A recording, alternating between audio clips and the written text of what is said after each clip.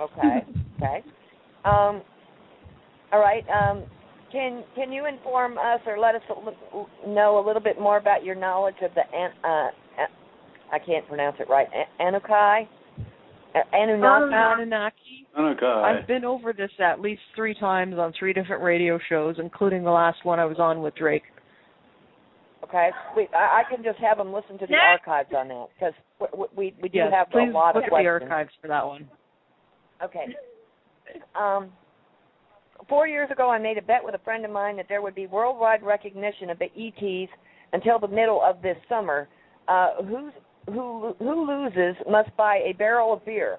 Do you think that I'm still winning in this? Yeah. I would not put money on a timeline ever. Yeah.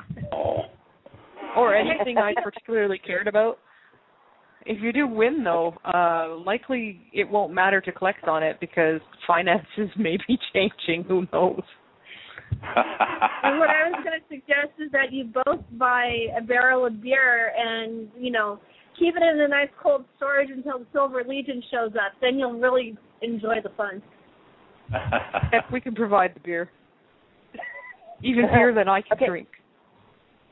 What about beer in 4D? Are we still going to eat and drink as we do here? Or are we going to become breatharians? And thank you for... If you really wish to be a breatharian, you can be a breatharian. Most of us find it damn boring. There is a lot to be said for eating food. It is possible to eat food that doesn't involve harming other organisms. Replicators make that possible. So there's no requirement to be vegetarian or vegan or breatharian or, water only or light only. All beings, when they are young, require a certain degree of input of energy from some source in order to be nursed into full strength and to grow up. So babies all have to eat. Children have to eat. Adults technically don't have to eat unless they are doing something that expends more energy than they can kind of pull in naturally from sleeping and breathing and being in ambient energy sources. So if you're getting your butt kicked and you need to heal from that, you're going to want to eat. If you're going out and expending a vast quantity of energy, you're either going to need to eat or sleep or somehow replenish that stock, unless you're willing to wait a long time while being kind of blah. And many of us eat simply for the enjoyment of it. Yeah. My dragon species, we eat rock. We don't even have a sense of taste. Let me tell you, one of the wonderful things about being human is being able to taste your food. It's good. We enjoy this. I like chocolate. Yeah, and there's countless, endless varieties of foods and types and everything else. And I think probably one of the most interesting experiences, not only for me, but for that I've heard for Tolik and even for Tanaath, is introducing Terran food to our friends and crewmates and everybody upstairs, because a lot of what we have down here, well, the fruits and vegetables and that kind of thing have been influenced and introduced via the various ET races. They never, until this recently, experienced things like pizza, ice cream, popcorn. Popcorn is a real favorite of my brother's. Yeah. They go absolutely ape over it. And my admiral is absolutely crazy about blueberries, believe it or not. And I've never met an Androni who does not like peanut butter. Pumpkin pie, too. Pumpkin pie, okay. My brother, for example, he got introduced to Starbucks, and he is literally the only Chalcedian in the entire race that likes chocolate. Yeah, they don't like chocolate. He goes crazy over chocolate, and the rest of us are just like, ew, are you, what, chocolate? I remember the first time I asked one of them if they liked chocolate, and they were like, no, and I said, What?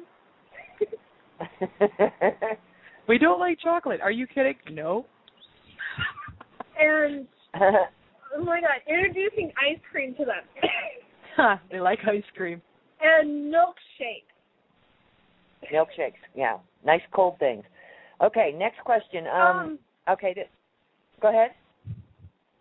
I was gonna suggest that Tanaath tell, just because of the instance of how funny it was, about her experience with her one brother and the Applewood smoked bacon. Oh my God, crazy about bacon. I have never seen anyone go so crazy over bacon in my life. I mean, bacon is pretty good, but he'd be attempting to beat it off my plate. He liked it that much. She had to literally on a I had regular to make him basis. stick to the ground. Yes. Or tackle him down, because if I let him near the pan before I got there would be none for me. Oh my! And taking him grocery shopping is a lot of fun too. Yeah, he spirit projects down, which is fortunate, because if he was down here physically, we'd get kicked out, because he's got to take a bite out of everything he encounters. Ouch. Okay, Well, fortunately, when he's spirit projecting, he's taking a spirit bite, so it doesn't show up on the actual food. Although, if you're sensitive to energy, if you eat something that somebody has already eaten, it tastes weird. And I mean, I think probably one of my most memorable experiences in dealing with food and dealing with the dimensionals is my brother and his propensity to literally physically steal food from me. One of the times, for an example, I waited until I love pomegranates. I waited like the entire time they were out of season to go to the grocery store and get pomegranates. I was so proud of myself. I came home with 3 of them. I went into another room and came back. There was one missing. And I heard the giggling from my brother, and I knew he had taken it. We lost the cucumber to mysterious circumstances here the other day, and I'm wondering if maybe that was the case.